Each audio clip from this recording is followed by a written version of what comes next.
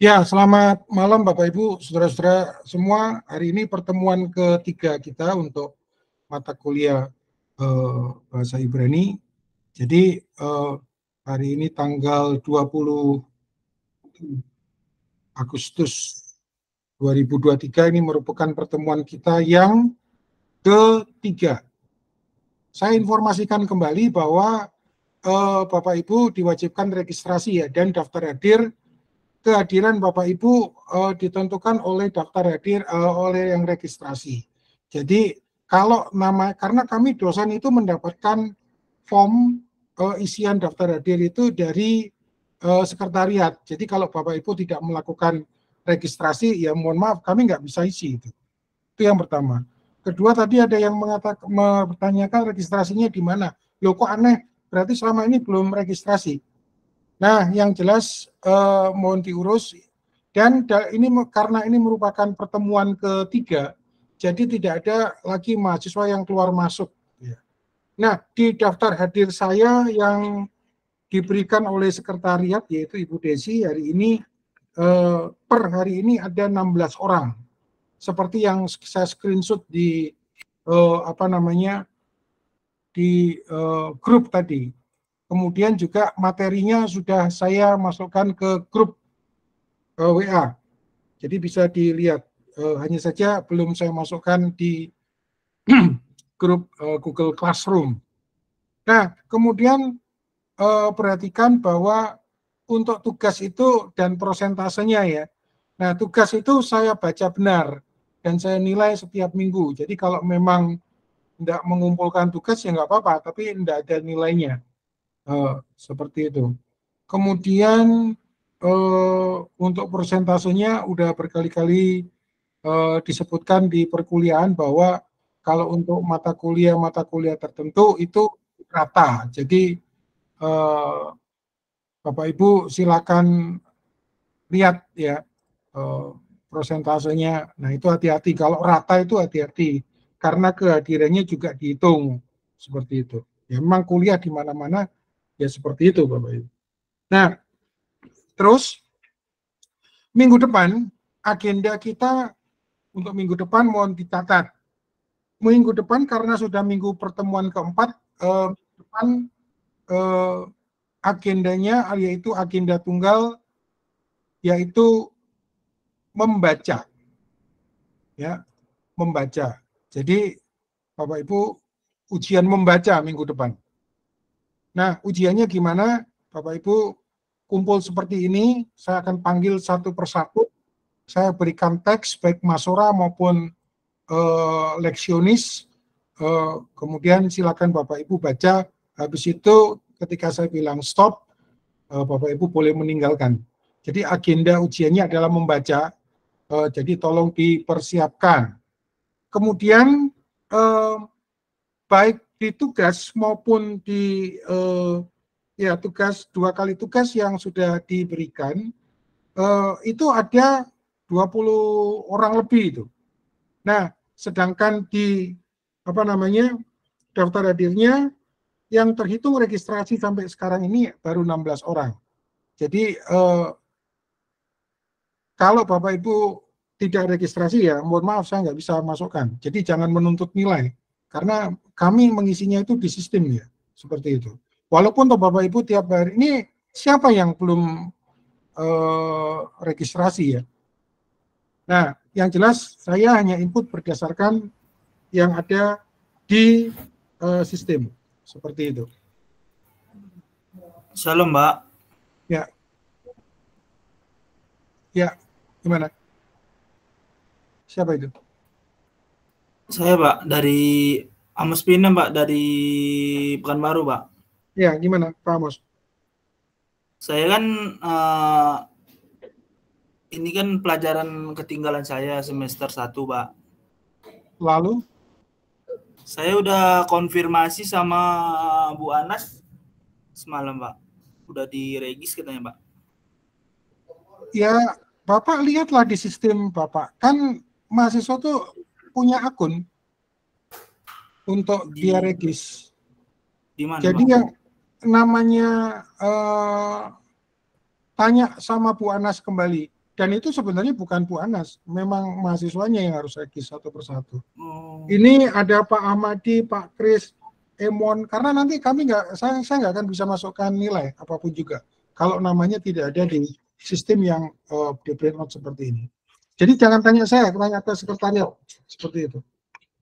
Bu Anasnya kembali. Dan tidak ada yang keluar masuk lagi ya. Artinya tidak ada masuk lagi selain 16 orang yang ini. Ya, baik. Kita akan mulai pelajaran kita. Jadi tolong dicatat bahwa besok minggu depan kita akan ujian membaca.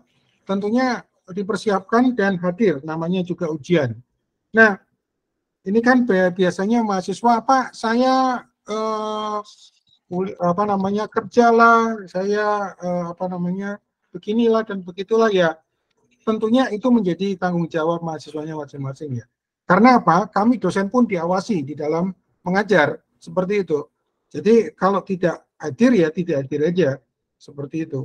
Artinya ya memang tidak ikut pembelajaran dan resikonya kalau ada tugas atau kuis yang memang di waktu itu ya berarti Anda kalau tidak mengikuti ya tidak mengikuti. Kemudian yang keempat bahwa penugasan itu rutin ya. Jadi dikumpulkan dan dikerjakan setiap minggu. Itu tujuannya bukan untuk mempelonco. Memang metode bahasa itu berbeda Bapak Ibu dengan Bapak Ibu belajar yang lain. Apalagi bahasa Ibrani yang memang setiap minggu harus dilatih. Baik menulisnya maupun transliterasinya maupun membacanya. Seperti itu. Nah, oke. Hari ini kita akan melanjutkan pembelajaran kita. Materinya sudah ada di grup WA. Seperti itu. Ya, di grup WA. Jadi silakan dilihat, kita akan mulai. Jadi kalau pada minggu yang lalu, 3 minggu yang lalu lah, 2 minggu yang lalu kita masih berurusan dengan membaca. Itu berarti dalam 2 minggu ini, dalam 2 minggu kemarin, berarti kami mengasumsikan bahwa Bapak Ibu sudah belajar membaca dan seharusnya sudah mampu untuk membaca teks Ibrani baik Masora maupun leksionis. Nah, lalu apa? Nah, sekarang kita sudah mulai masuk dalam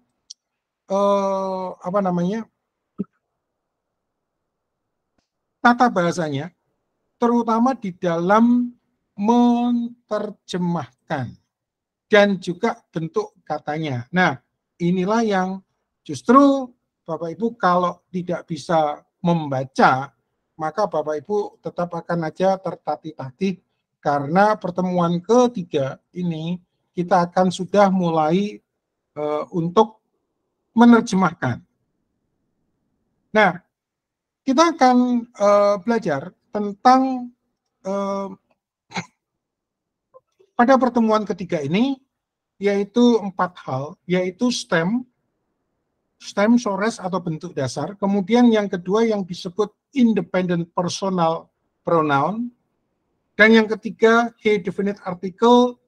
Dan yang keempat adalah verb konjungtif dan disjungtif. Nah, Bapak Ibu silakan perhatikan materinya. Nah, ini ada di layar depan. Jadi perhatikan Bapak Ibu ya. Di materi pertemuan ketiga sudah ada kosakata. Dan ini wajib dihafal. Ya, wajib dihafal.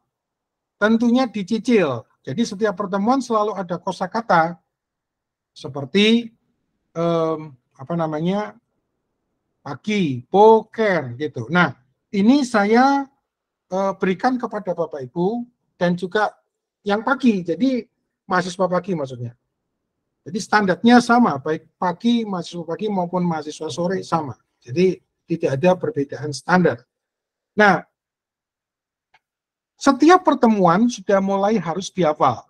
Karena nanti ujiannya, walaupun Bapak online, Bapak Ibu online, saya pastikan Bapak Ibu, kalau Bapak Ibu tidak menghafal, Bapak Ibu tidak akan bisa di dalam ujian akhir maupun ujian tengah semester. Nah, di sini ada kosakata, ya namanya kita belajar bahasa mesti ada kosakata. Jadi sudah ada kosakata di situ seperti pagi misal. Oh, itu boker. Siang atau hari, yom.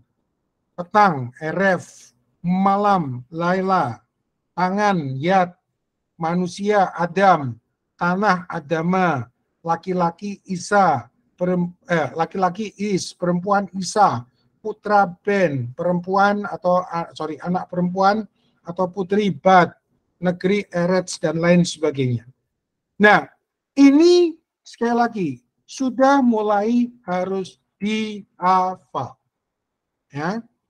Karena nanti di setiap pertemuan akan ada kosakata 2, kosakata 3, kosakata 4 dan seterusnya, karena memang bagaimana mungkin kita mau belajar bahasa tetapi minim kosakatanya. Nah, kemudian kalau pada pertemuan-pertemuan ini Bapak Ibu tidak diberikan kosakatanya, nanti kan Bapak Ibu bisa komplain, Pak kami belajar bahasa tidak pernah diperkenalkan kata-kata dasar. Nah, oleh sebab itu di setiap pertemuan akan diberikan kata-kata dasar. Nah, kata-kata ini yang merupakan frekuensi kemunculannya di dalam Alkitab bahasa Ibrani lebih dari 5.000 kali.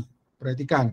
Jadi ini kata-kata yang frekuensi kemunculannya lebih dari 5.000 kali dan itu berarti harus hafal. Nah, sekarang saya akan masuk ke bagian pertama, apa itu stem, sores, atau bentuk dasar.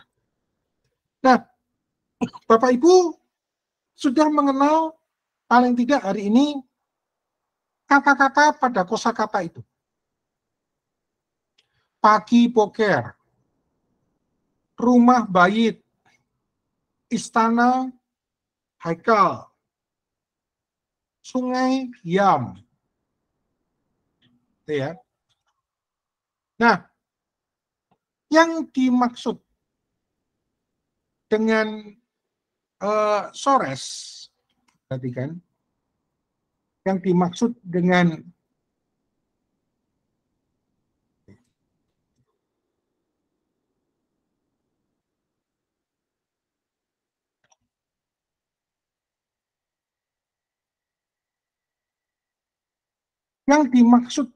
sores itu adalah aksara dasarnya.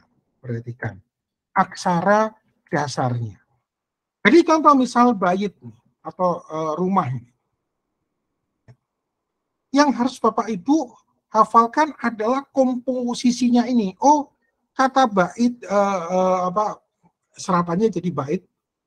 Kata rumah dalam bahasa Ibrani itu bait. Itu ternyata terdiri dari bet, yud dengan taf. Nah, makanya pembelajar pemula harus mengetahui bentuk dasar dari atau kata dasar dari setiap kata Ibrani dengan cara melihatnya dalam kamus. Nah, mana kamusnya? Ini kosakata ini sebagai kamus ini, gitu kan? Nanti kalau Bapak Ibu diwajibkan membeli kamus mahal, gitu kan? Nah, tentunya kita berangkat dari kata-kata yang frekuensi kemunculannya di atas 5.000 kali atas. Nah, kemudian dalam studi bahasa Ibrani, pemula hendaknya menghafalkan komposisi. Komposisi. Yang disebut dengan komposisi adalah yaitu aksara-aksara yang membentuk katanya itu, yaitu aksara-aksara yang membentuk kata bukan bunyinya. Nah, misal kata navi, oh itu terdiri dari nun, bet, yud, dan alef. Nih. Nah, jadi yang dihafal itu komposisinya, bukan cuma bunyinya. Karena begini Bapak Ibu, kalau Bapak Ibu menghafalkan komposisinya, Bapak Ibu nanti akan keliru. Apakah nabi itu terdiri dari nun, bet ayin dengan alef, nah, tukar-tukar kan? Ataukah ini nun bet yud dengan alef, ataukah nun bet yud atau ayin? Nah, karena baik alef maupun ayin sama-sama huruf diam, tidak berbunyi. Nah, makanya kalau Bapak Ibu menghafalkan, sebenarnya lebih dominan matanya yang harus menghafalkan, yaitu komposisinya. Nah, itu yang disebut stem atau sores bentuk dasar atau kata dasar. Sebenarnya di dalam bahasa apapun ini ada, gitu kan? Nah, seperti misal di dalam bahasa Indonesia ada kata pertemuan, gitu kan? Oh, kata dasarnya adalah temu, mendapatkan imbuhan peran, kan begitu. Nah, sama di dalam bahasa Ibrani, bentuk dasar harus dikuasai. Bentuk dasarnya mana? Yaitu yang saya berikan di dalam kosakata itu. Makanya bentuk dasarnya harus dihafal, komposisinya harus dihafal. Contohnya misalnya ir, kota. Kota. Oh, ternyata ir itu terdiri dari ayin, yud dengan res. Nah, ini yang harus dihafal komposisinya ini. Oh, debu. Debu itu afar. Afar itu apa ya? Apar. Nah, pakai alef gitu. Karena ini bunyinya juga afar, tapi lain. Ataukah ain. Nah, ini yang disebut stem. Jadi Bapak Ibu harus hafal stemnya. Ya. Caranya gimana Pak? Ya dihafal. Makanya saya bilang bahwa bagi Bapak Ibu yang online ini, kalau materi-materi ini tidak Bapak Ibu print dan Bapak Ibu pelajari, saya jamin Bapak Ibu tidak akan bisa. Ya, apalagi membaca di screen itu punya gangguan tersendiri, mata kita belum tentu kuat. Nah, contoh misal emas. Emas itu zahaf. Ya. Apa itu? Ternyata terdiri dari zayin, he dengan bet. Nah, jadi komposisinya ini yang harus kita hafal. Nah, itu yang disebut sebagai sores atau stem. Nah, kenapa? Hal ini dimaksudkan untuk memudahkan pembelajar dalam melakukan parsing pada tahap penerjemahan.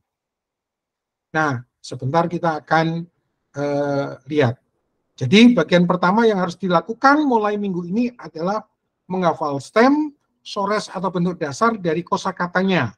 Kosakatanya seperti ini, dan ini yang akan kita pakai di dalam ujian-ujian dan tugas-tugas selanjutnya untuk menerjemahkan. Karena pada pertemuan ketiga ini kita sudah mulai menerjemahkan. Kan tidak mungkin Bapak Ibu belajar bahasa Ibrani satu semester selama 16 pertemuan gitu toh. Materinya cuma membaca saja gitu. Nah, seperti itu. Oke. Kemudian kita beralih ke materi kita nomor 2, yaitu independent personal pronoun atau kata ganti orang. Ya, kata ganti orang. Kata ganti orang. Nah, di dalam bahasa Ibrani juga punya kata saya, kami, kamu, nah, dia, mereka. Nah, ini yang harus juga kita kuasai karena ini bentuknya bebas atau lepas. Jadi ini juga merupakan bentuk dasar. Ya. Jadi orang pertama, orang kedua, orang ketiga, tunggal atau jamak. Nah, ini kadang-kadang saya mengajarkan ke mahasiswa karena mahasiswa enggak ngerti kata orang pertama itu siapa, orang kedua itu siapa. orang ketiga itu siapa, tunggal atau jamak. Nah, saya biasanya beri jembatan gini. Sudah, kamu ingatlah ketika kalian pacaran gitu. Selalu bilang antara aku dan kamu jangan ada pihak ketiga. Nah, gitu kan. Itu diingat-ingat saja. Oh, aku itu orang pertama, kamu orang kedua, pihak ketiga itu dia atau mereka. Nah, tergantung nanti. Nah, begitu saja. Jadi sudah harus mulai tahu orang pertama siapa, orang kedua siapa, orang ketiga siapa. Nah, di dalam bahasa Ibrani, orang pertama, tunggal, saya, itu disebut ani, ani, atau anoki, anoki. Kenapa kok bisa bunyi anoki? Ya, silakan belajar lagi cara bacanya. Ini anoki. Yang berarti saya, ani atau anoki, itu tunggalnya. Kalau tunggal berarti saya, kalau jamak berarti kami atau kita. Nah, kami atau kita dalam bahasa Ibrani disebut anaknu. Anaknu. Anaknu. Kok bisa bunyinya anaknu ya? Silakan pelajari kembali videonya. Anaknu. Nah, sebenarnya kalau Bapak Ibu punya tetangga Arab, biasanya bilang aneh, aneh, aneh, saya. Itu sama. Serumpun. Ya. Nah, ini adalah kata ganti. Orang pertama tunggal dan jamak pada bahasa Ibrani.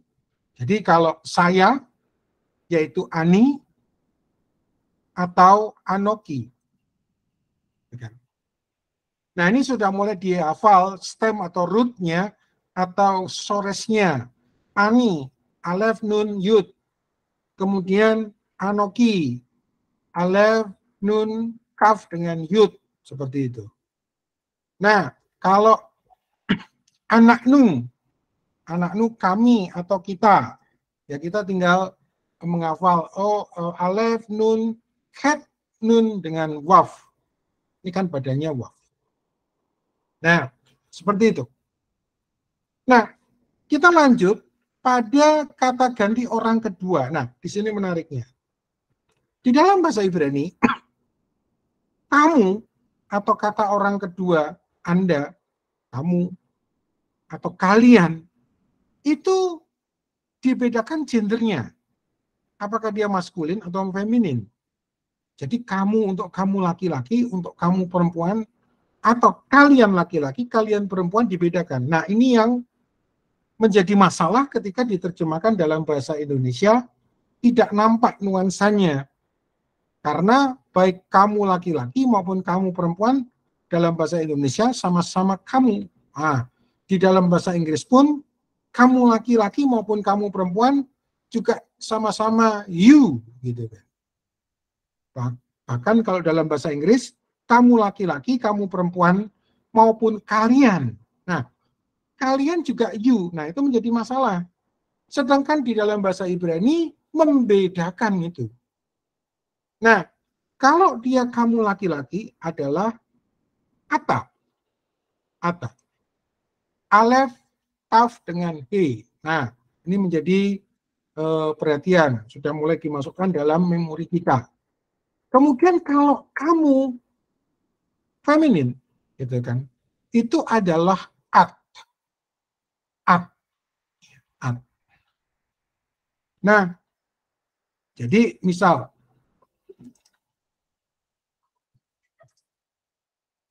di sini ada Bapak Gamaliel. Ada Bapak Gamaliel. Saya mau tanya, siapa kamu? Itu harus menggunakan, nah siapa itu dalam bahasa Ibrani-nya adalah mi. Sedangkan kamu laki-laki adalah ata. Jadi saya bertanya pada Bapak Gamaliel, mi ata, siapa kamu?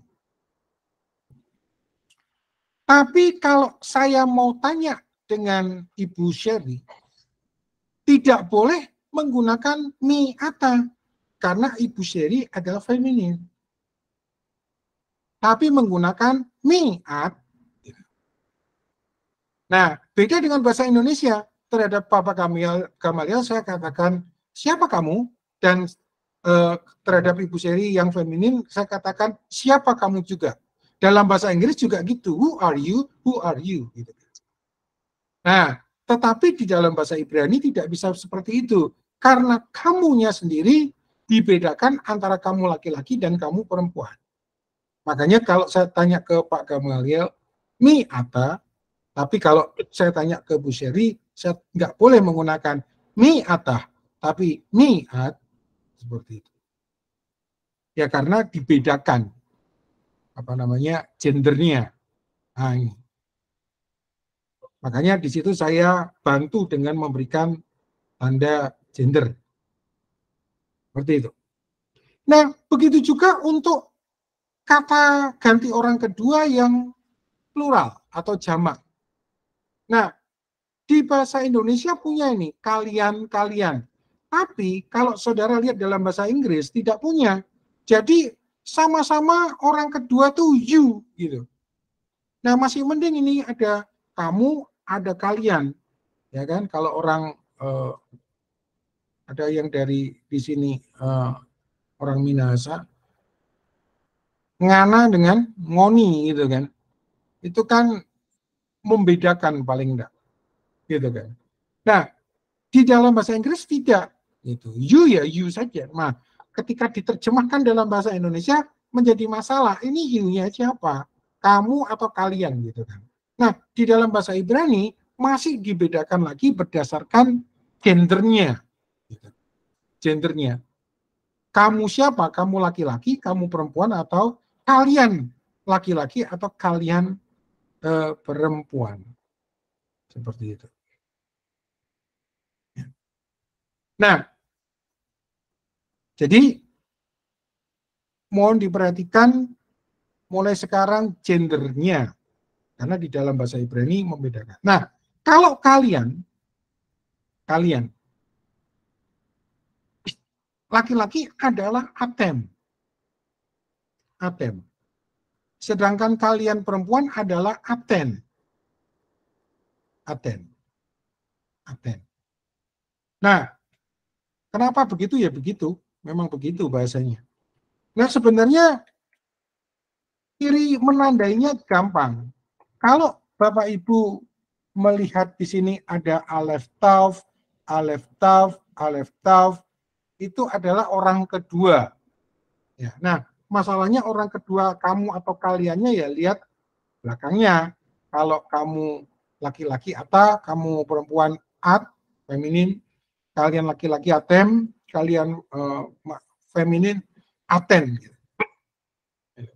Nah, itulah yang disebut dengan kata ganti orang kedua. Nah, sekarang kita akan lanjutkan untuk kata ganti orang ketiga. Nah, kata ganti orang ketiga, yaitu dalam bahasa Indonesia dia, ini juga terbatas di dalam bahasa Indonesia. Kita tidak bisa mengenal dia itu siapa, dia laki-laki atau dia perempuan, dia maskulin atau dia perempuan. Masih mending ada bahasa Inggris yaitu he atau she gitu kan. Kalau dia laki-laki itu he, kalau dia perempuan itu she. Nah, di dalam bahasa Ibrani juga dibedakan gender itu.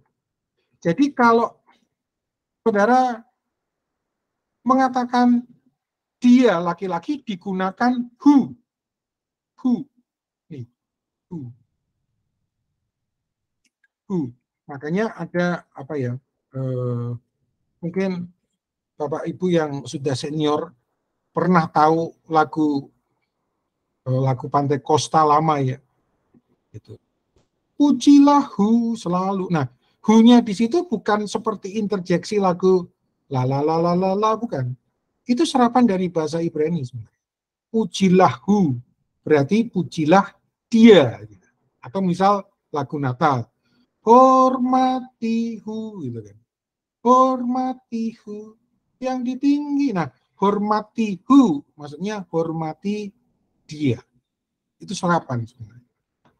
Nah, itu untuk kata Ibrani, untuk kata ganti orang yang orang ketiga maskulin, singular, yaitu tunggal orang ketiga. Tetapi kalau untuk dia feminin, dia perempuan, yaitu he.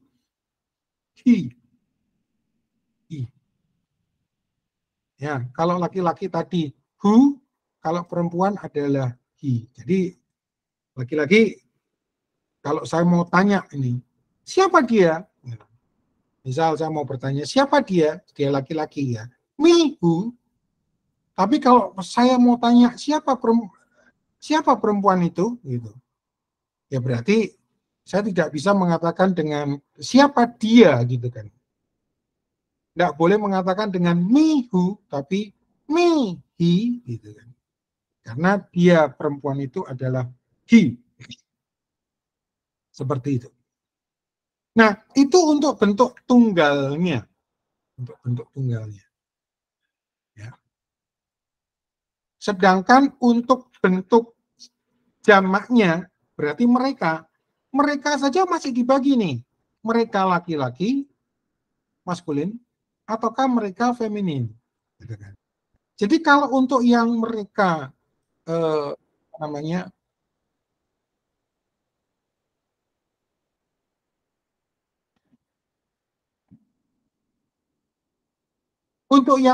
untuk mereka yang maskulin digunakan kata ganti hemah atau hem. He-mem, he atau he-mem. Sedangkan untuk mereka yang feminin digunakan henah atau hen. Seperti itu ya. Kalau untuk yang laki-laki hemah, he-mem atau hem, hemah, he-mem, he. Kalau yang feminin atau yang untuk perempuan digunakan henah atau.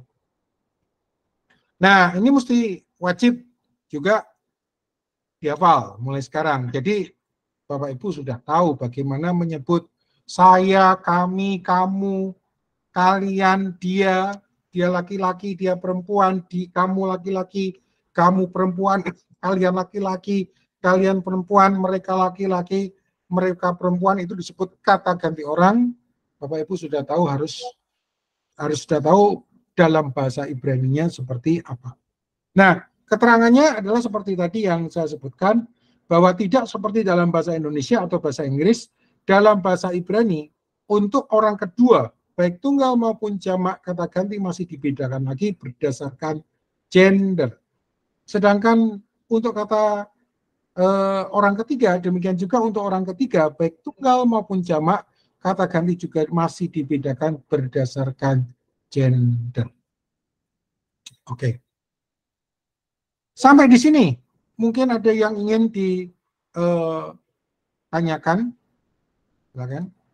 Pak dosen, berarti itu ada tanda bacanya ya Pak? Kalau misalkan kayak yang minggu lalu itu kan tidak ada tanda baca karena kan langsung hanya itu kan misalkan dari alef. Nah, kalau itu bagaimana Pak? Kalau pakai, ya apa-apa. Nah, pakai yang minggu lalu kan berarti kan kita ada titik 2 sama garis-garis ya. Itu ya Pak? Makanya perhatikan ini pelajaran pertama kita, sesi pertama tadi. Perhatikan stem sores atau bentuk dasarnya. Nah, seperti ini, ani gitu kan. Nah, nanti kita lebih banyak menggunakan masora. Makanya hafalkan. Oh, ani itu alef nun dengan yud. Atau alef nun kaf dengan yud. Gitu. Jadi, walaupun ini tanda vokalnya dihilangin, nggak masalah. Kan Bapak Ibu Saudara sudah bisa membaca dalam tradisi leksionis. Gitu loh. Nah, makanya pelajaran nomor 1 hari ini membuka kita, dan ini merupakan pelajaran yang terpenting, hafalkan bentuk dasarnya. termasuk kata-kata ini. Saudara nanti dalam latihan-latihan kita, saudara akan lebih banyak menggunakan leksionis. Jadi misal contohnya tangan gini, ini kan ada vokalnya, names gitu kan. Ya nanti cuma begini doang, ya berarti harus sudah tahu kalau yud dengan dalet itu adalah tangan. Adam, alef, dalet dengan mem. Seperti itu, Bu. Nah, ini anak nu, oh berarti alef, nun, ket dengan nun, dengan waf. Udah, ini sama. Jelas nggak, Bu? Siapa tadi yang bertanya? Ibu siapa? Saya, Pak. Halo, Pak. Ya, gimana? Pak, mau nanya, Pak. Ini cara bacanya itu yang artinya perak itu, Pak. Itu kan dalam aturan yang pelajaran yang kemarin yang ke-1 itu harusnya kan berek, Pak ya. Tapi kok bacanya itu, Pak ya? Kalau nggak ada musoranya. Yang mana, Bapak? Yang artinya perak, Pak. Yang mana? Yang artinya perak tadi, emas. Yang Zahaf. Betul, Pak. Kenapa Ya. bukan bacanya jeher? Benar. Gitu, Pak. Kalau menggunakan tradisi Masora, ini kan? Nah, kalau menggunakan tradisi leksionis, Bapak Ibu boleh menggunakan membacanya dengan zehef. Nanti sama itu. Itu cuma tradisi saja. Yang perlu atau yang paling penting adalah komposisinya ini yang harus sekarang mulai harus dihafal. Kalau zehef atau zahaf gitu kan, itu terdiri dari zayin, he dengan bet. Nah, tuntutannya di situ. Seperti kesef, perak. Oh, kesefnya terdiri, nah makanya matanya mesti menghafal. Kesefnya ini terdiri dari het ataukah kaf. S-nya ini samek ataukah sin. Nah, ini kan bermasalah kalau cuma dihafalin bunyinya. Jadi konsentrasi kita sekarang adalah bukan lagi pada bunyinya zahab atau zef, karena itu merupakan tradisi pembacaan, tetapi lebih konsentrasi pada komposisinya. Begitu, Pak. Jadi Bapak boleh untuk pemula baca itu zehef atau zahaf. Kalau misal ada tradisi masoranya yang sudah tertentu bahwa itu adalah AA, ya bunyikan zahaf. Kalau Bapak Ibu mendapatkan teks leksionis yang gundul, ya Bapak Ibu baca zehef. Gitu. Nah, kayak orang Bangka, tak apalah, gitu kan. Tak apalah, sama kan. Jadi sudah tidak di situ lagi tuntutannya, Bapak Ibu sekarang. Sudah bergeser lagi. Jadi tuntutan sekarang Bapak Ibu adalah asumsinya sudah memang harus bisa membaca, gitu. Nah, tuntutannya sekarang adalah bukan lagi membacanya bagaimana, tetapi Bapak Ibu hafal komposisinya.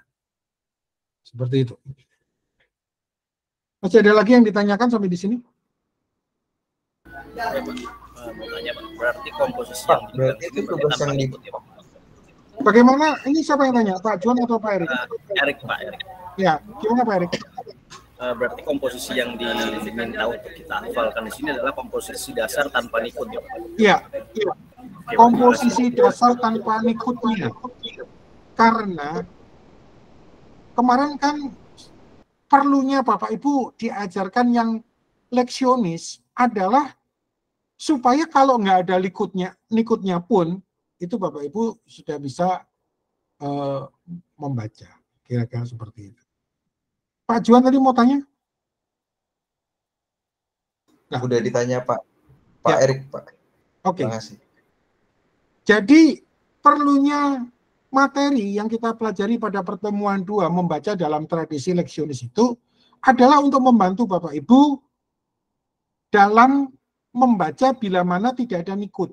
Nah, tetapi untuk menghafalkan kosakatanya, oh ani, alef nun yud, atau anoki, alef nun ket yud, itu mulai dihafalkan komposisinya. Malam, Laila, lamet yud, lamet he. Ya saya bisa begini karena latihan saja. Kalau Bapak Ibu latihan juga bisa. Tuh. Makanya saya selalu katakan pada mahasiswa di tingkat 3 semester yang mengambil bahasa Ibrani, bahasa Yunani dan hermeneutik. Hati-hati. Tingkat 3 ini nggak bisa main-main. Karena apa? Ibarat handphone atau komputer yang dituntut dari Bapak Ibu itu slot memori Bapak Ibu untuk belajar setiap minggunya seberapa lama. Jadi kalau Bapak Ibu sama sekali tidak pernah sentuh, saya jamin nggak akan bisa.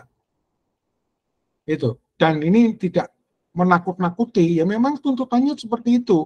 Baik terhadap mahasiswa pagi maupun sore saya katakan seperti itu. Jadi apalagi menghafal vocab. Nah nanti kan, ini kan Bapak Ibu juga udah ngambil bahasa Yunani juga kan? Ya kan? Nah, seperti itu. Nah kalau aksara saja nggak hafal gimana? Mau menerjemahkan. Gitu. Ya, baik, saya lanjutkan. Nah, sekarang kita akan mulai bagian yang terpenting, ya semua penting, tapi bagian yang terpenting di dalam menerjemahkan. Ya. Oke, mohon kiranya diperhatikan.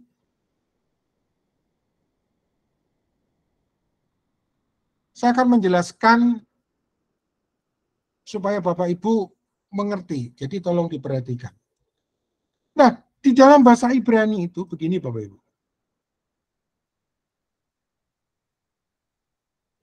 Misal,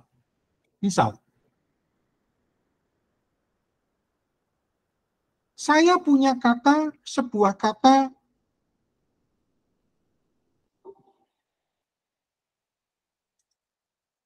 misal.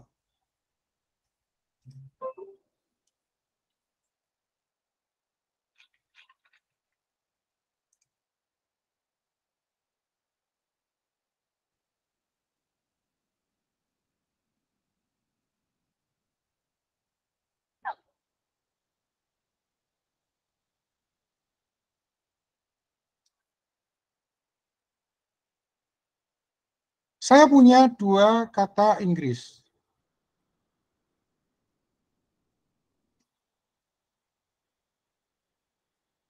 Apa bedanya the king dengan a king? Apa bedanya? King itu kan raja kan? Cuma apa bedanya? Yang atas raja itu Pak, kalau yang di bawah seorang raja. Iya, itu terjemahannya. Tapi pengertiannya apa? Perbedaan pengertiannya apa?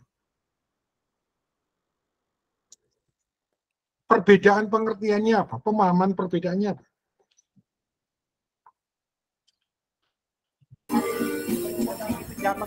Kalau the king itu sang raja. Kalau the king adalah raja itu. Raja yang mana? Yang itu. Yang sudah ditentukan oleh penuturnya. Dalam hal ini misal penuturnya adalah saya. Berarti sudah terbatas. Raja itu, the king, bukan raja yang lain. Tapi kalau a king,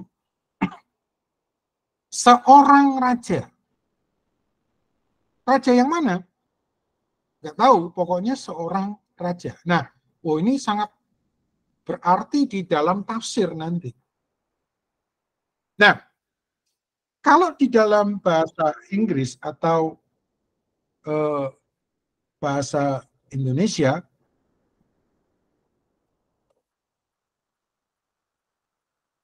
saudara akan, ini Lukas jam segini baru sign in. Sudahlah. Dia pasti tertinggal. Nah, mempunyai kata the seperti ini, ya kan? Atau kalau misal diterjemahkan raja itu, gitu kan. Kalau a king terjemahnya adalah seorang raja. Nah, di dalam bahasa Ibrani tidak seperti ini. Lagi-lagi di dalam bahasa Ibrani itu aksara dimaksimalkan.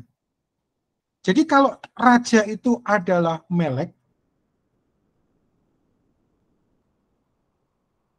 ini adalah a king, seorang raja. Nah, lalu kalau mau ngomong raja itu atau the king, gimana? Ya, gampang. Melek ditambah depannya dengan he, selesai. Tidak ada spasi seperti ini. Tidak ada punya kata-kata seperti ini. Tidak ada kata-kata the atau itu. Lagi-lagi aksara he digunakan. Jadi bacanya apa? Nah, bacanya apa? Kalau Bapak Ibu tidak saya ajarkan tentang leksionis, Bapak Ibu tidak akan bisa membaca ini. Gitu. Karena Bapak Ibu sudah ada, saya ajarkan leksionis, seharusnya sudah bisa membaca bahwa ini bacanya adalah ha, Melek. Berarti terjemahnya adalah the king. Dengan logika yang sama, berarti bila mana, berarti kita bisa buat rumus nih.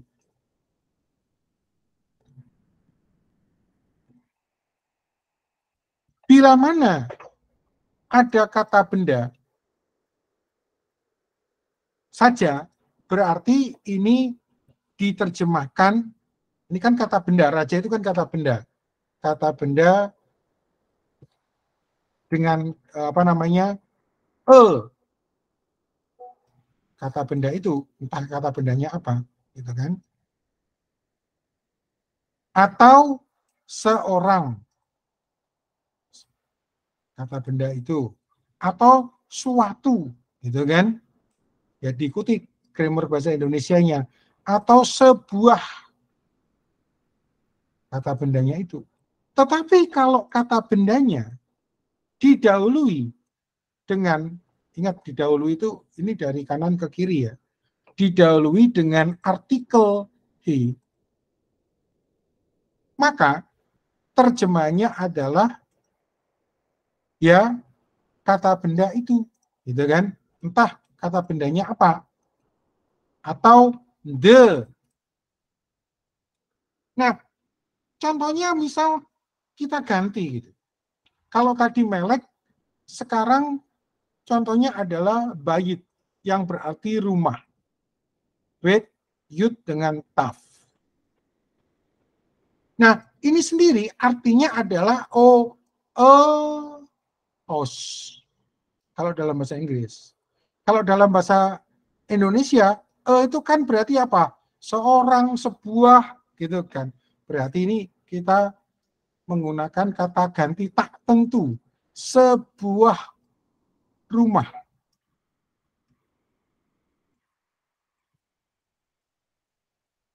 Tapi kalau ada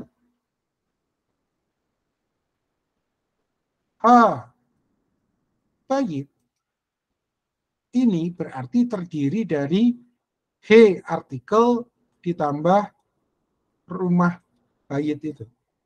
Yang berarti the house atau rumah itu. Nah, Bapak Ibu mencari habayit di kamus tidak ada, karena ini sudah merupakan bentukan. Nah, makanya, loh Pak, kok Bapak bisa cepat? Karena saya sudah tahu stemnya ini. Itu tadi makanya kaitannya dengan menghafal STEM seperti itu. Karena mata saya sudah langsung bisa menangkap bait yud dengan taf ini rumah. Sedangkan he di sini adalah untuk yang kita sebut dengan definite article. The, rumah itu, itu. Inilah yang disebut sebagai definite article, kata sandang tertentu. Ya.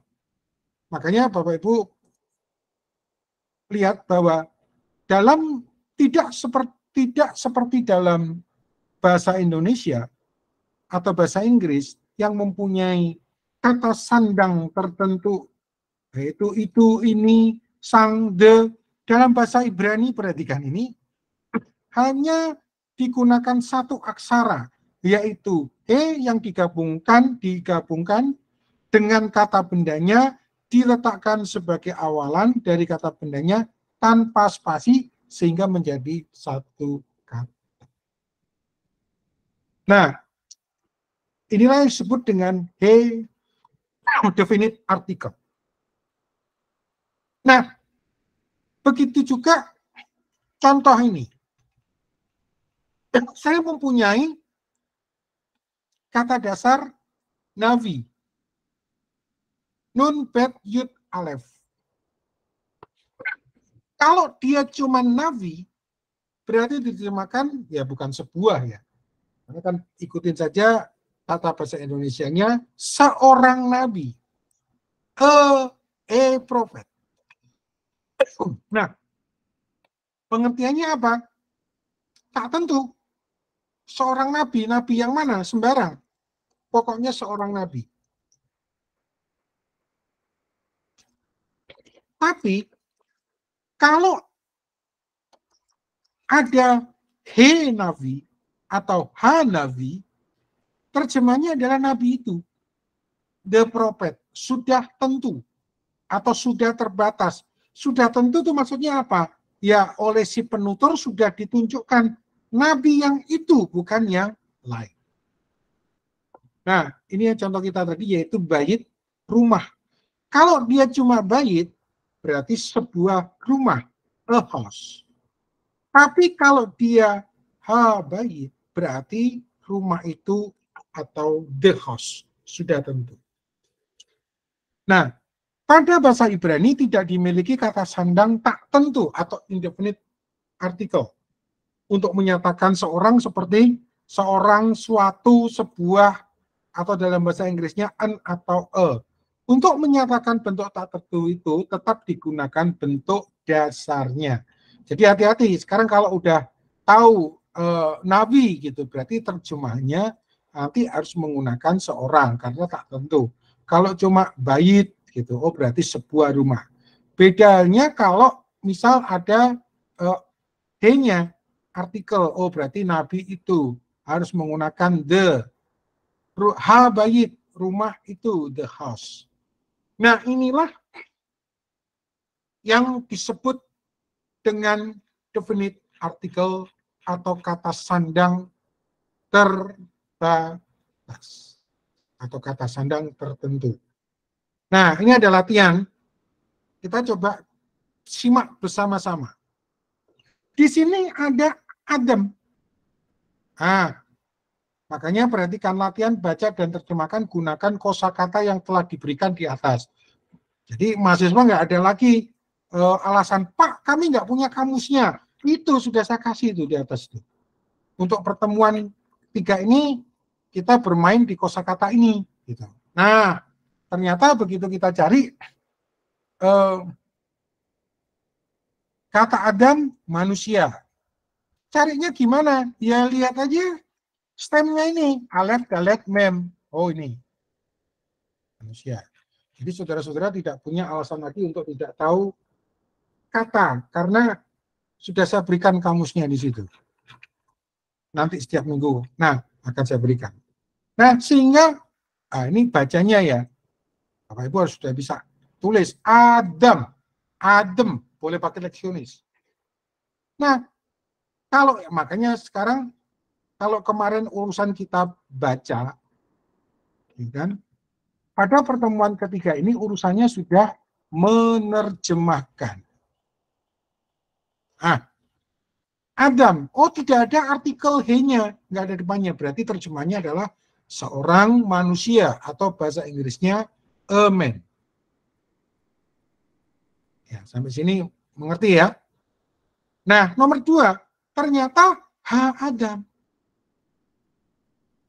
Nah, ternyata ini kita tahu bahwa ini adalah dari he ditambah kata bendanya tadi. Oh, ada he-nya. Sehingga bacanya Adam. Berarti terjemahnya adalah manusia itu atau the man. Ingat, berarti di sini kita sudah harus mulai menerjemahkan. Tuntutannya Bapak Ibu pada mulai pertemuan 3 sudah harus bisa membaca dan menerjemah. Oke, lanjut. Nomor 3. Nah, nomor 3 dibaca Hamelek. Hamelek. Hamelek. Hamelek. Nah, di sini hanya terus mata kita udah menangkap O3. Mem lamet kaf. Cari di kamus atas Raja, itu. Pak. Raja. Ya, kita tunjukkan dulu. Yang artinya adalah raja. Mana? Di kolom mana? Nih. Nah, seperti itu. Oh, berarti ternyata ini tadi terdiri dari he artikel dengan melek. Berarti raja itu. Atau dalam bahasa Inggris, the king. Ya sudah begitu terus. Cuman hati-hati. Gitu. Ya kan? Hati-hati. Pak, nomor 4 selanjutnya. Ini ada hekal. Terus kita buru-buru. Ini dari yakal. Dengan artikel he. Tunggu dulu. Karena kata benda ada yang depannya he. Nah, setelah kita lihat kamusnya di atas, hekal itu bukan nama film ya. Sinetron hekal. Ternyata ini adalah apa? Istana.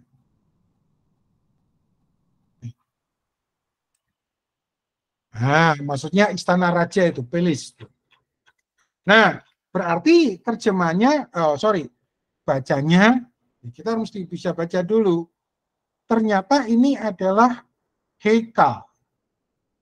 Hekal. Ingat, ini dua leksionis, gitu kan?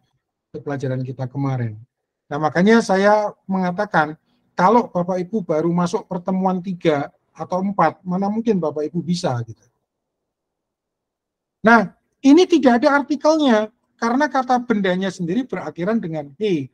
Berarti ini adalah apa? Sebuah, gitu kan? Sebuah istana. Atau kalau mau pakai dalam bahasa Inggris, a palace. Nah, gitu kan. Nah, baru nomor 5. Nah.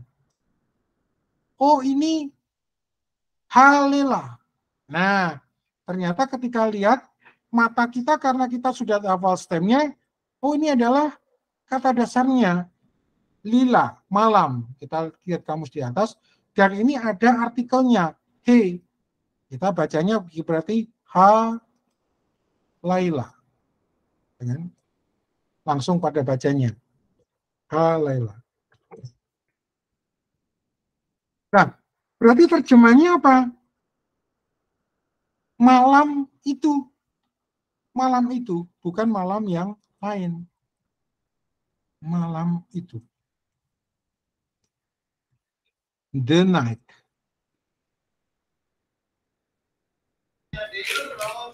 Pak dosen. Ya. Itu Yud kok bisa berubah jadi A ya Pak ya? Hai Lailai. Ya, Lela. Di Lela.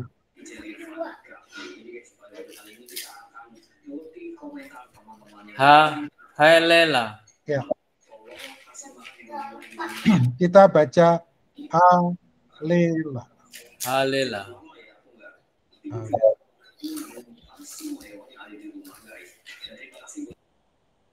Ya, jadi seperti itu. Ya, nanti sisanya dilanjutkan untuk latihan. Ya. Jadi intinya di dalam bahasa Ibrani aksara benar-benar dimaksimalkan. Kalau he dimaksimalkan sebagai kata sandang atau definite article. Nah, kita lanjut sekarang. Begitu juga untuk waw. Ya, waw. Jadi, di dalam bahasa Ibrani itu tidak punya seperti di dalam bahasa Inggris gitu ya. Kata atau dan juga kata tapi, and yang kita sebut dan, atau juga atau, or, but, tapi, namun, ini kan sama semua.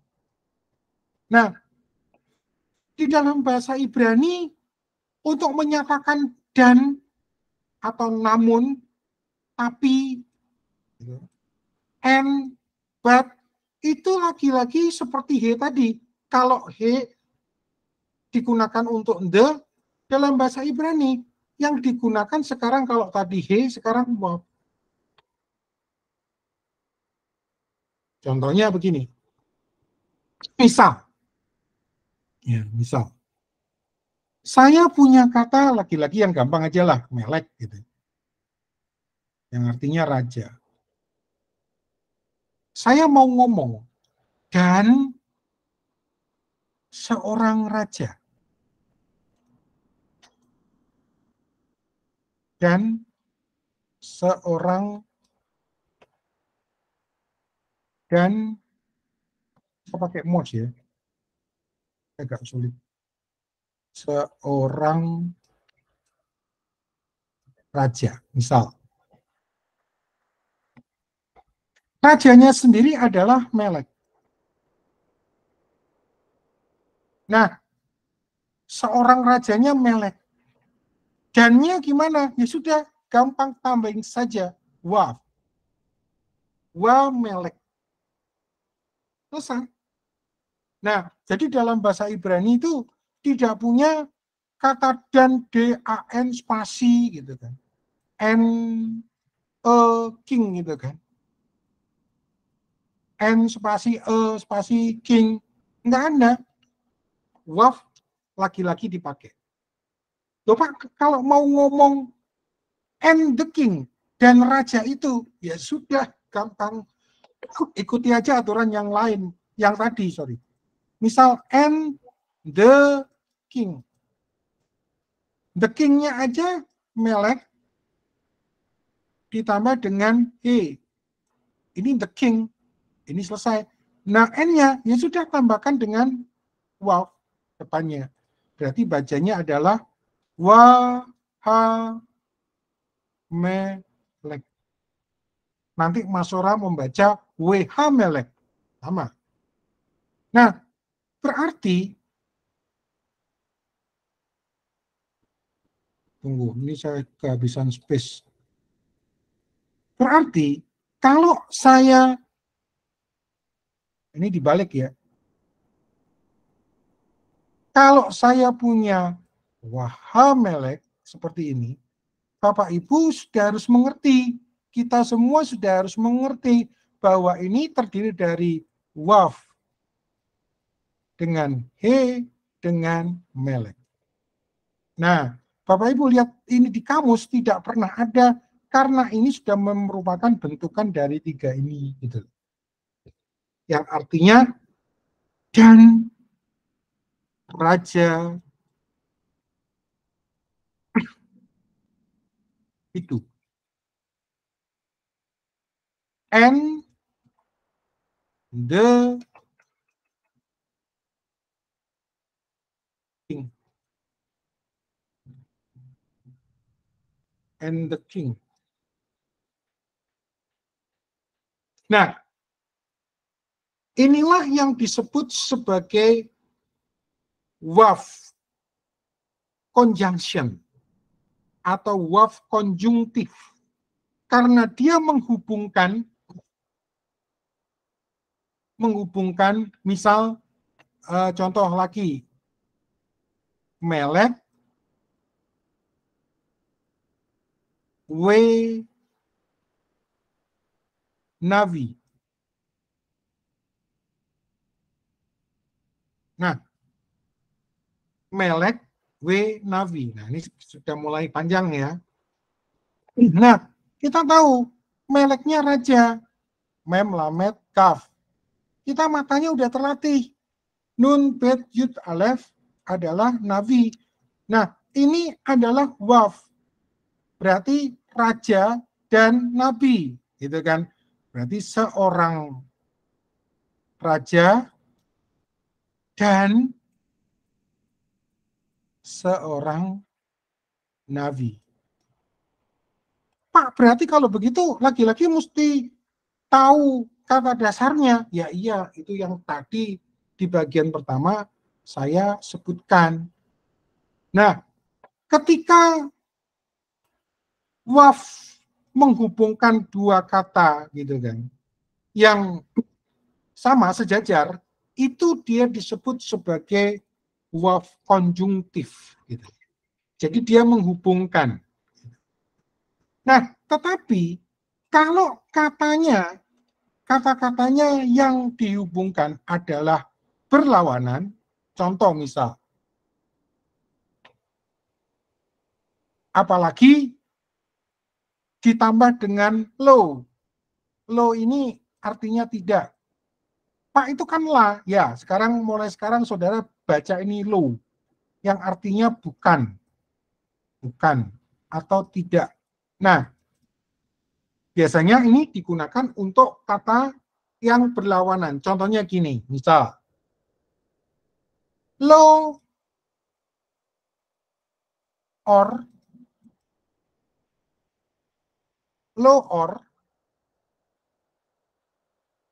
wa kesek. Nah, setelah kita lihat di kamus, or ini artinya terang. Sedangkan kesek ini artinya kegelapan. Nah, ini kan dua kata yang berlawanan. Apalagi ada partikel lo di situ. Nah, dengan demikian, wafnya ini sebagai waf konjungtif yang berarti tapi. Jadi bukan dan tetapi tapi. Jadi terjemahnya apa? Lo-nya sendiri. Ya mari kita terjemahkan. Bukan terang, tetapi gelap. Gitu kan? Nah, kita masukkan, oh ada artikelnya enggak? Enggak. Berarti bukan sebuah terang. Nah, tambahin indefinite artikelnya. Bukan sebuah atau bukan suatu terang, tetapi suatu kegelapan. Nah, ketika ini bahwa waf mengapit dua kata yang berlawanan, baik itu berlawanan secara gender, seksual, berlawanan secara tingkatan, apalagi ada partikel lo, maka wafnya adalah tetapi atau namun. Nah, disinilah yang disebut sebagai waf disjungtif atau waf yang digunakan untuk sebagai perlawanan. Tapi kalau wafnya menghubungkan dua kata yang setara. Nah, berarti di sini sebagai wav konjungtif. Wav yang menghubungkan. Kalau ini menghubungkan, disjungtif ini memisahkan atau mengkontraskan. Nah, sekarang kita lihat latihannya. Kita lihat latihannya. Contohnya ini.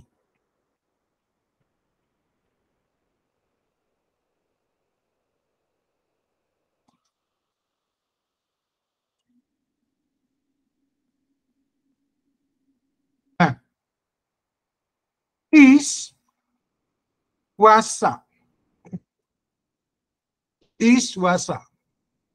Di sini ada is laki-laki. Lihatnya di mana Pak? Ya di kamus atasnya. Asa perempuan. Ada wafnya. Loh Pak, ini kan berlawanan gendernya. Iya, tetapi ingat tidak ada partikel lo-nya. Tidak ada. Berarti kita terjemahkan apa? Isnya adalah seorang laki-laki, gitu kan? Wafnya kita terjemahkan apa? Apakah dan ataukah tapi? Nah, ternyata karena tidak ada lo-nya, tidak ada partikel perlawanannya, maka diterjemahkan sebagai waw conjunction atau waw konjungtif, yaitu dan. Ya kan? Seorang laki-laki dan seorang wanita. A man and a woman. Nah, ini adalah terjemahnya. Sekarang Bapak Ibu juga sudah harus bisa membacanya. Berarti membacanya adalah iswasa. Nah, kalau memakai tradisi leksionis. Ya. Iswasa. Nah, contoh berikutnya.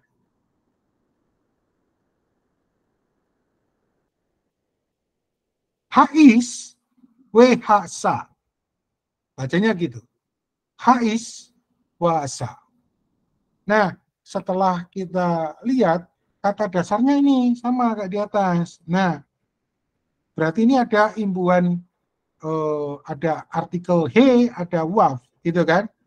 Berarti kita dari awal hais, oh laki-laki itu. Nah, terus kemudian kita lihat di sini, oh ada waf, ada he, hasa, wanita itu. Di sini ada conjunction waf, makanya terjemahnya laki-laki itu dan wanita itu. Kalau mau pakai bahasa Inggris boleh the man and the woman. Ini yang pertama dengan yang kedua ini beda ya. Seorang laki-laki dan seorang wanita. Nah, kalau saya yang ngomong gitu, seorang laki-laki dan seorang wanita, berarti saudara boleh tangkap seorang laki-laki dan seorang wanita, laki-laki yang mana? Wanita yang mana? Sembarang. Karena saya cuma ngomong a man and a woman. Tapi kalau saya ngomong the man and the woman, laki-laki itu dan wanita itu, berarti saudara sudah harus berpikir bahwa sudah ada laki-laki atau wanita yang penutur. Dalam hal ini saya tunjuk. Ini nanti mempengaruhi tafsir, saudara. Nah, kita contoh yang ketiga. Hamelek, wanavi, wanevi. Matanya sudah tahu. Oh, ini stemnya. Melek, mem, lamet, kaf, nun, bet, yud, alef. Gitu kan? Nah, ternyata ketika kita cek, meleknya ada definite artikel he, gitu kan? Meleknya ada definite artikel he. Nih. Sedangkan di sini ada conjunction waf tanpa he. Nah, berarti kita terjemahkan raja itu, nah gitu kan, Hamelek. Navinya kita terjemahkan seorang di sini, karena dia tidak ada artikel. Tetapi wafnya kita terjemahkan sebagai conjunction. Berarti raja itu dan seorang navi. raja itu dan seorang nabi. The king and a prophet. Gitu ya. The king and a prophet. Nah, itulah yang disebut tadi wow konjungtif atau wow conjunction. Wow yang menghubungkan. Nah, tetapi kalau apabila aksara wow menghubungkan kata atau frasa yang bertolak belakang berlawanan, contoh tadi gelap terang, maka disebut sebagai wow disjunktif dan diterjemahkan tetapi namun apalagi jika terdapat partikel lo. Partikel lo yang kita baca tadi yang berarti bukan atau tidak. Nah, perhatikan contoh di bawah ini. Kita baca. Lo or wa kesek. Lo or wa kesek. Matanya udah harus tahu stemnya adalah or dan kesek. Or ini terang, kesek ini kegelapan. Nah, oh ini kata benda yang berlawanan. Udah begitu ada partikel lo. Berarti waf-nya di sini nanti harus diterjemahkan sebagai waf disjunction. Waf yang berlawanan. Makanya terjemahnya adalah lo or. Bukan sebuah terang. Loh Pak, sebuahnya dari mana? Ya karena ini kan nggak ada artikel he-nya. Lo or wa kesek. Namun sebuah kegelapan.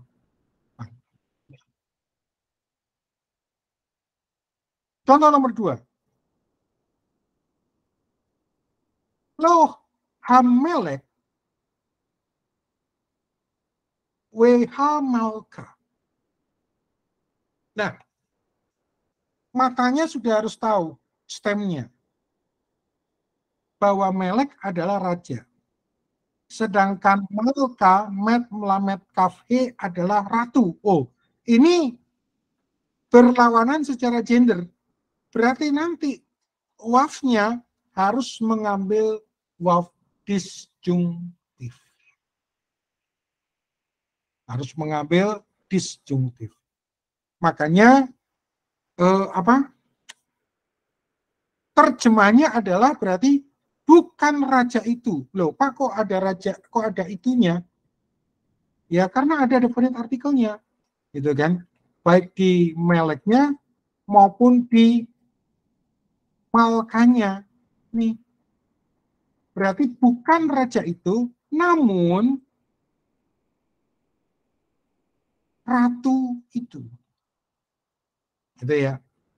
Lo hamelek weha malka. Bukan raja itu, namun ratu itu. Nah, contoh misal tadi yang ketiga.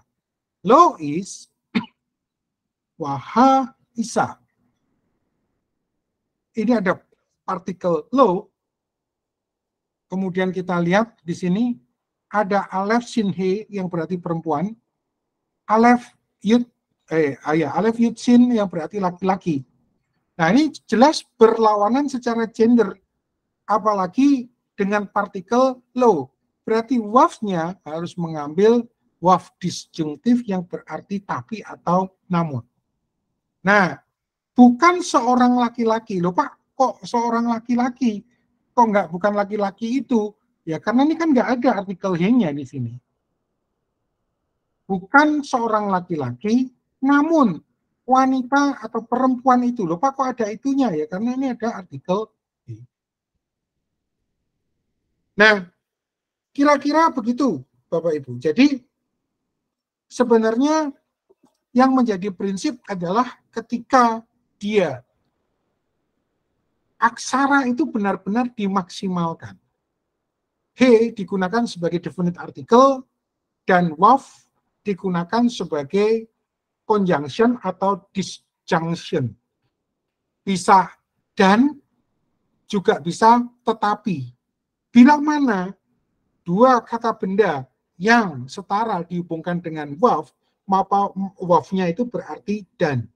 Tetapi bila mana ada dua kata benda yang bertolak belakang, baik gendernya maupun tingkatannya, apalagi ada low, berarti itu diterjemahkan ke ta. Nah, coba sekarang Bapak Ibu kerjakan nomor 1. Dicoba. Nih. Coba nomor 1, 2, dan 3 lah. Nomor 1, 2, dan 3. Silakan. Pak, berarti harus cari kata-kata di atas. Ya iya, perlunya diberikan itu adalah gunanya untuk itu. Silakan Bapak Ibu. Dicoba. Yang dicoba apanya? Pembacaannya, makanya ini juga akan menjadi tugas ya nanti ya. Tugas untuk minggu ketiga ini. Bapak Ibu salin.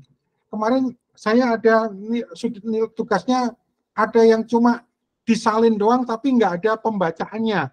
Ada yang ditulis pembacaannya, nggak ada salinannya. Nah sekarang perhatikan ini, makanya ini saya kasih nomor ini gunanya untuk Bapak Ibu tingkatannya kan semakin naik. Kalau kemarin salin doang, minggu kemarin pembacaan doang, sekarang sudah harus menerjemahkan. Ya. Jadi nanti di kerjaannya dituliskan, disalin dulu, salinnya gimana, disalin. Nah, kemudian tulis pembacaannya. Ingat kalau tulis pembacaannya itu ini juga masih ada yang berkali-kali dibilang, bukan setiap kata turunin, tidak. Memang benar prosesnya seperti itu, tetapi ya tetap dari kiri ke kanan. Bukan satu kata diturunin, tinggalin, satu kata turun, tinggalin, lalu bacanya gimana? Nah, lalu terjemahkan. Nah, dicoba dulu dalam beberapa menit ini. Silakan.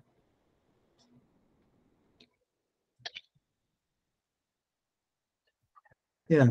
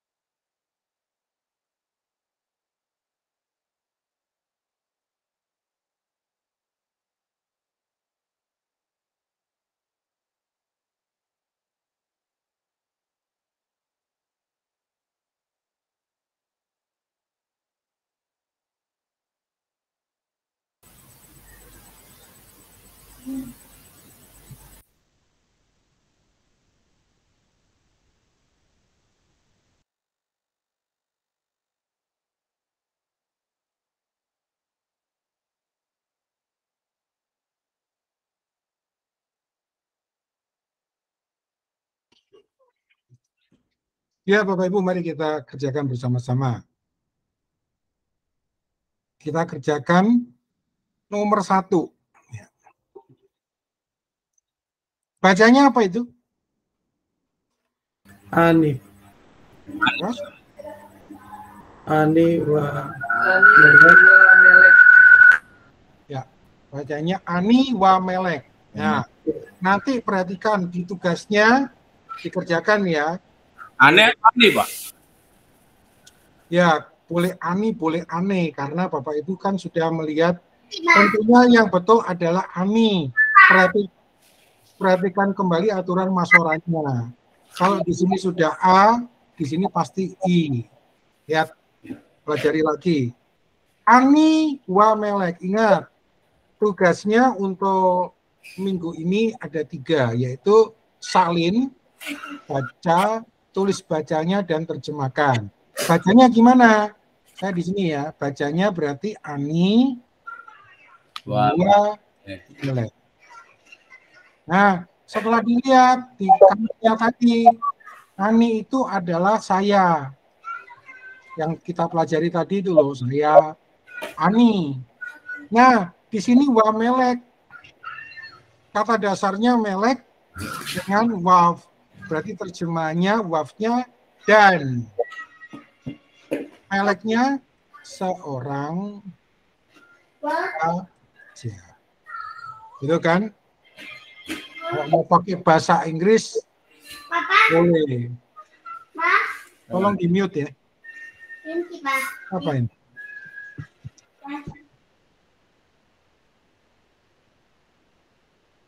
Ya, berarti bahasa Inggrisnya I am a king. Boleh. Kalau mau pakai bahasa Indonesia yang itu. Saya dan seorang raja. Oke.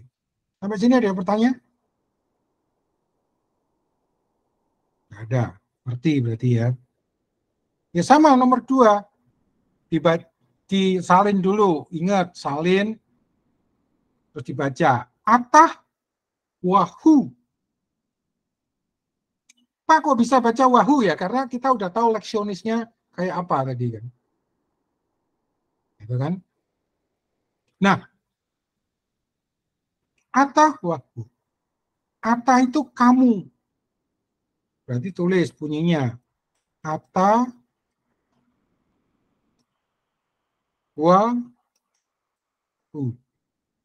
Berarti apa? Kamu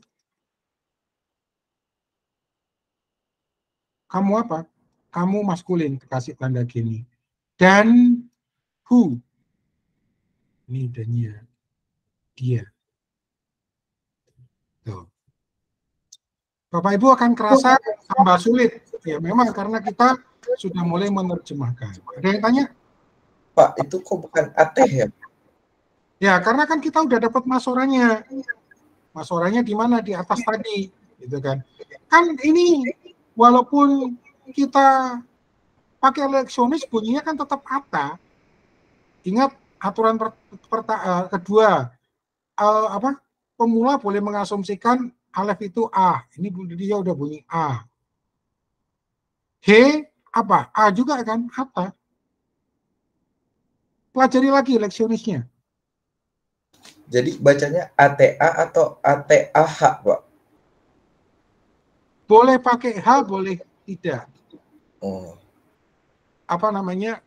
Bunyinya adalah ata. Tapi Bapak Ibu tulis transliterasi ata juga boleh. Nah, yang penting sekarang pembacaannya. Gitu ya. Jadi transliterasi itu digunakan untuk bisa membaca. Nah, yang penting bisa bacanya ata. Pak, Yud sama Alef kok bunyinya bisa hu ya Pak ya? Kenapa? Apa namanya? Waf sama Alef ini kok bisa bunyinya hu ya Pak? Ya, dari mana kok kita bisa bunyi hu? Nah, Masora membantu kita di dalam bunyinya. Tadi itu, mana? Ternyata 3 aksara D, nah ini toh. Nah, ini pentingnya masora. Berarti mata kita sudah harus hafal nanti. Kalau ada he, waf dengan alef tanpa ikutnya, ini berarti kita langsung baca hu. Nah, masora itu digunakan untuk membantu itu.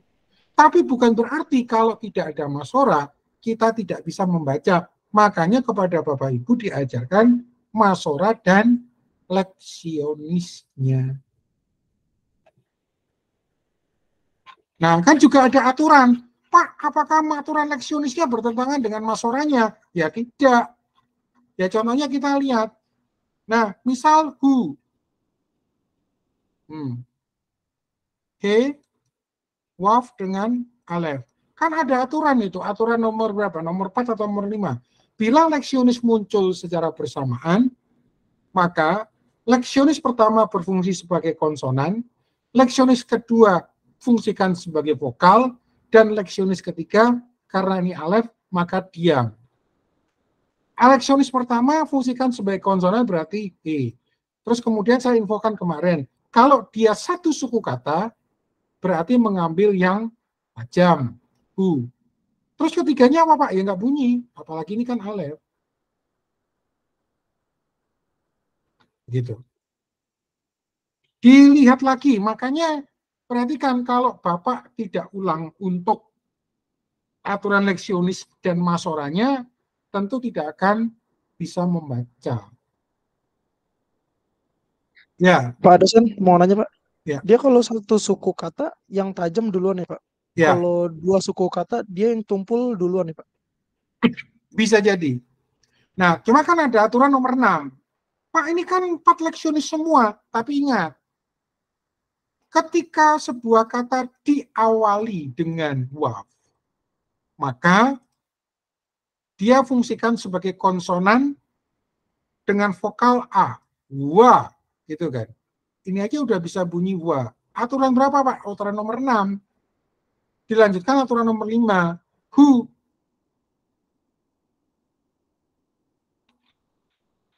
Gitu. Pak dosen mau nanya juga Pak. Ya. Kalau yang satu vokal itu ambil tumpul, gimana membedakannya Pak? Maksudnya? Sama satu suku kata. Kayak minggu lalu ada kata yang OR.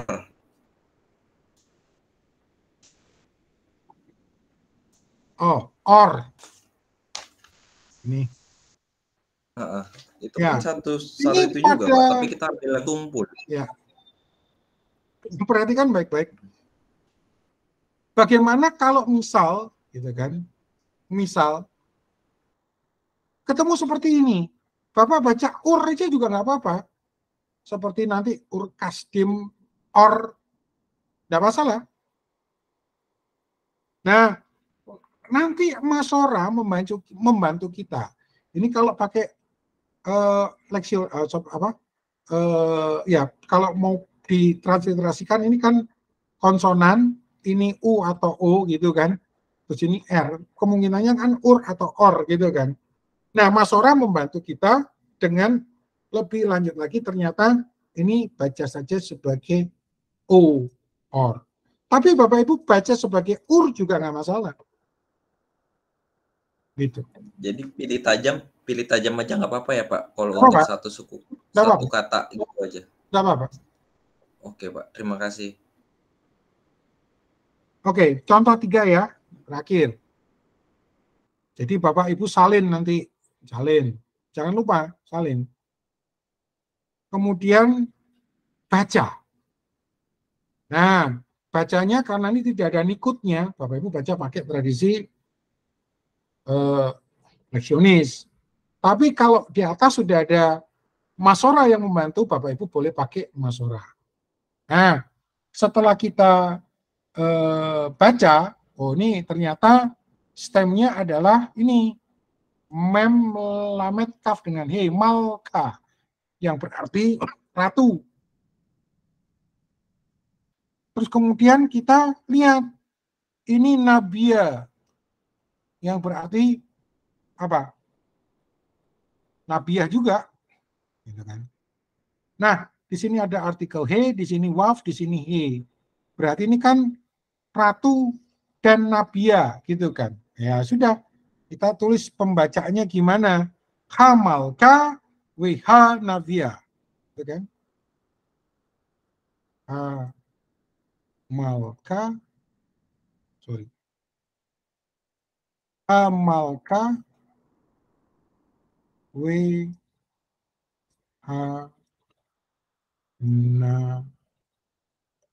navia.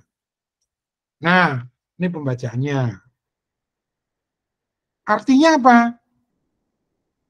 Nah, kita tuliskan, terjemahkan sekarang. Berarti ratu itu dan, oh ini ada waf, ada he, dan nabiah.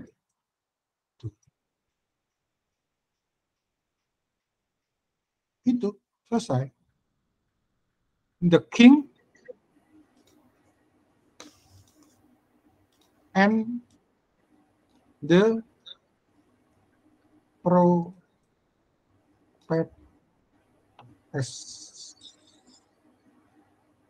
Pak dosen mau nanya lagi, Pak. Ya. Kalau saya pakai leksionis itu nomor 3. Kalau saya dapatnya katanya hameleke yang awal. Tapi kita ini ngikutin yang kamus Bapak di atas aja ya, jangan leksionisnya. Boleh, dua-duanya boleh. Nah, ini kan kalau pakai leksionis kenapa kok bisa hamalka? Saya hameleke. Kenapa kok nggak hameleke? Sebenarnya sederhana. Pakai aturan leksionisnya, nomor 6. Oh, ini ada he. Berarti ini udah bunyi H. Gitu kan? Kemudian kaf dengan H, berarti akhirannya kan udah bunyi K di sini kan. Di sini kan perlu vokal bantuan, masukkan vokal E. Gitu kan. Hamil K, paling enggak. Jangan dijadikan menjadi 4 suku kata hameleka. Jadi prinsipnya kalau dia bisa dijadikan 3 suku kata, tidak perlu dijadikan 4 suku kata. Kalau dia bisa dijadikan 2 suku kata, jangan diperpanjang menjadi 3 suku kata. Nah, ini kalau Bapak bilang hameleka, berarti kan 4 suku kata. Hameleka. Padahal bisa dijadikan 3 suku kata. Loh Pak, gimana? He-nya sendiri aturan nomor 6 mengatakan, bila kata-kata diawali dengan he, maka fungsikan sebagai konsonan dengan vokal A. Berarti ininya aja udah bisa bunyi A. Nah, matanya kita lihat, leksionisnya lagi, belakangnya ada he. Berarti A. Ini aja sudah bisa bunyi K di sini. H, K, gitu kan. Tinggal ini, gitu kan. Nggak bisa bunyi. Masukkan aja vokal E. Vokal bantu. Hamil K. Gitu kan. Berarti untuk tugas ini kita pakai aturan, kita cara bacanya pakai leksionis atau dari kamus di atas saja Pak yang ada nih? Mana boleh. Nah, Masora itu membantu. Jadi Bapak Ibu sekarang semakin tahu, diajarkan Masora dan leksionis itu sebenarnya bukan bertentangan. Kalau Bapak Ibu cuma saya ajarkan Masora, ketemu teks leksionis nggak bisa bunyi, gitu loh. Nah, tapi kalau saya ajarkan keduanya, ketemu leksionis bisa bunyi, tetapi Masoranya karena sudah dapat justru malah menyempurnakan, gitu loh. Logikanya itu seperti itu. Kita terjemahkan kemanapun harusnya nggak beda jauh ya Pak ya? Nggak beda jauh. Makanya kenapa saya berikan Masora dan leksionis, gitu. Terima kasih Pak dosen. Ya. Baik Bapak Ibu, waktu sudah menunjukkan pukul 9.31. Jadi tugas dikerjakan, dikumpulkan paling lambat hari Minggu pukul 11. Berarti dari poin 4 ya Pak? Dari poin 4 sampai akhir ya Pak? Ya, dari 4 sampai akhir. Silakan dikerjakan di foto dan di-upload. Dan jangan khawatir, saya selalu buat foldernya. Jadi enggak perlu khawatir bahwa tidak akan ada foldernya. Diingatkan boleh, terima kasih. Jadi silakan dikerjakan, disalin, perhatikan perintahnya itu. Disalin, kemudian ditulis pembacaannya, dan diterjemahkan. Tulis terjemahannya seperti apa. Begitu ya. Jangan lupa minggu depan agenda kita tunggal yaitu membaca. Jadi Bapak Ibu tentunya tidak bawa contekan kerpean alfabet dengan ikutnya, enggak ya. Karena memang saya ujiannya adalah sudah langsung baca. Jadi saya kasih teks itu ya, contoh misal sekarang